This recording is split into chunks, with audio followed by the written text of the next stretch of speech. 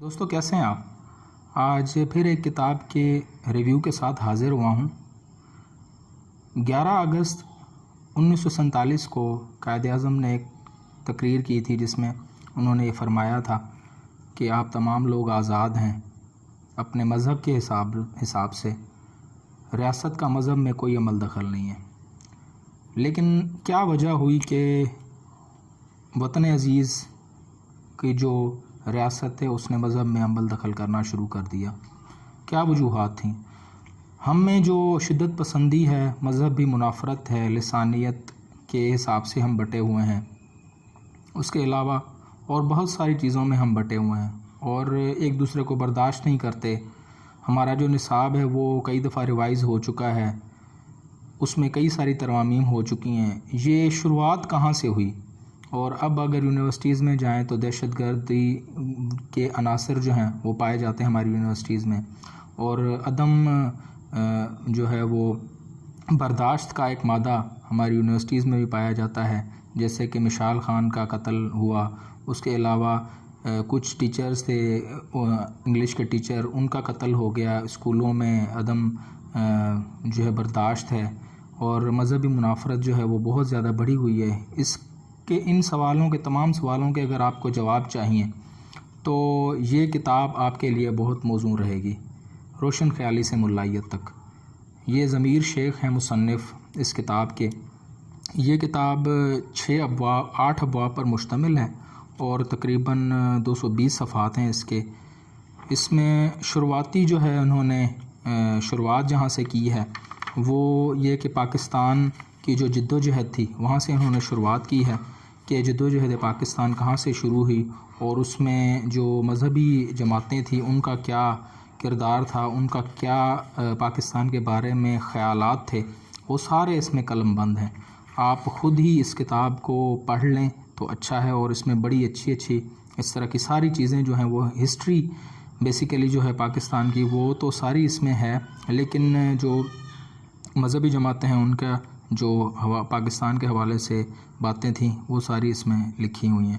جد و جہد پاکستان پہلا اس کا باب ہے اور اس میں ناقابل فراموش قربانیاں پاکستان نے دیں۔ اس کے بعد دوسرا جو باب ہے اس میں اسلامی نظام کے نفاذ کی پہلی کوشش۔ قرارداد مقاصد جو ہے ہم شروع سے پڑھتے آئے ہیں کہ قرارداد مقاصد جو ہے وہ پاس ہوئی تھی 1949 میں، لیکن بہت کم لوگوں کو پتہ ہے کہ قرارداد مقاصد اصل میں چیز کیا تھی۔ قرارداد مقاصد جو ہے وہ 1945 میں بھی پیش کی گئی تھی لیاقت علی خان کی طرف سے، لیکن اس کی بھرپور مخالفت ہوئی تھی اور وہ پھر پاس نہیں ہو سکی تھی۔ لیکن دستور ساز اسمبلی میں قرارداد مقاصد جب 1949 میں پیش ہوئی تو اس کی بہت سارے جو اقلیتی لوگ تھے انہوں نے اس کی مخالفت کی تھی، اور انہوں نے اس کے حق میں جو دلائل دیے تھے وہ بڑے ہی زبردست تھے۔ انہوں نے یہ کہا تھا کہ قرارداد مقاصد، پہلے میں تھوڑا سا شارٹلی بتا دوں کہ قرارداد مقاصد کا مقصد یہ تھا کہ یہ ملک جو ہے وہ اسلامی مذہب سے جڑ جائے گا، مثلاً کہ اسلامی مذہب یہ ہو جائے گا، اس میں جو بھی اسلام کے حوالے سے کام ہوں گے وہی ہوں گے۔ تو جو ہندو تھے وہاں پر اس اسمبلی میں اقلیتی رکن، انہوں نے یہ بیان کیا تھا کہ کیا کسی ملک میں اس طرح چل رہا ہے، اگر ہندوستان ہی اس طرح کا اگر قانون بنا لے کہ چلو آج سے ہندو جو ہے وہ سب کچھ ہوں گے ہندوستان میں، اور کسی بھی اور بندے کو اجازت نہیں ہے کہ وہ اس طرح ہو سکے، نہ وزیر اعظم نہ رہ سکے، نہ صدر، نہ کسی بڑے عہدے پر، تو آپ کو اچھا لگے گا۔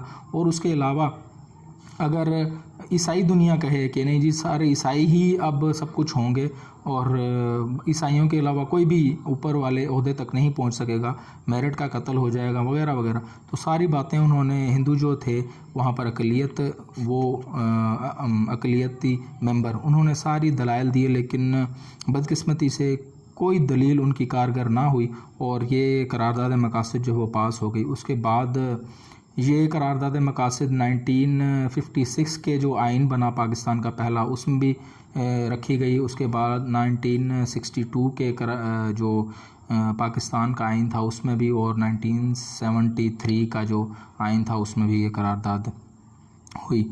تو اس کے بعد ساری چیزیں پھر جب مذہبی حساب کتاب میں وہ چیزیں پڑ گئیں تو پھر ریاست کا ایز اے فرد جو ہے وہ دوسرے حساب سے ہونا چاہیے کہ مذہب کا بیچ میں جب رول آ گیا تو پھر جوگندر ناتھ منڈل جیسے لوگ جن کو قائد اعظم نے پہلے جو ممبران میں سے قانون ساز اسمبلی کے انہوں نے بھی پاکستان سے مائیگریٹ کر کے دوبارہ ہندوستان چلے گئے، اور بہت سارے ہندو جو تھے اور کافی سارے اقلیتی جو مسلمانوں کے علاوہ تھے انہوں نے مائیگریشن میں ہی اپنا بھلا سمجھا۔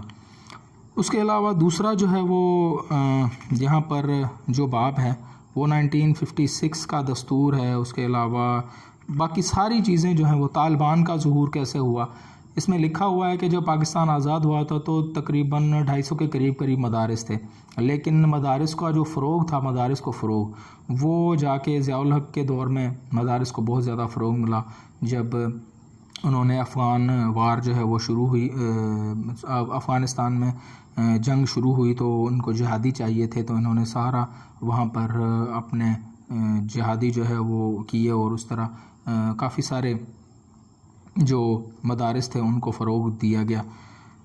تو بہرحال یہ کتاب سے آپ کو سارا جو سوالات ہیں آپ کے ذہن میں کہ ہم اس طرح کیوں ہیں، ہماری جو ہے وہ ہم میں عدم اعتماد کیوں ہوتا جا رہا ہے، اور عدم جو ہے وہ اس کی فضا، منافرت کی فضا کیوں ہے، تو اس کے لیے یہ کتاب میرے خیال میں اس موضوع پر مجھے جو ابھی تک لگی ہے وہ بہترین کتاب ہے۔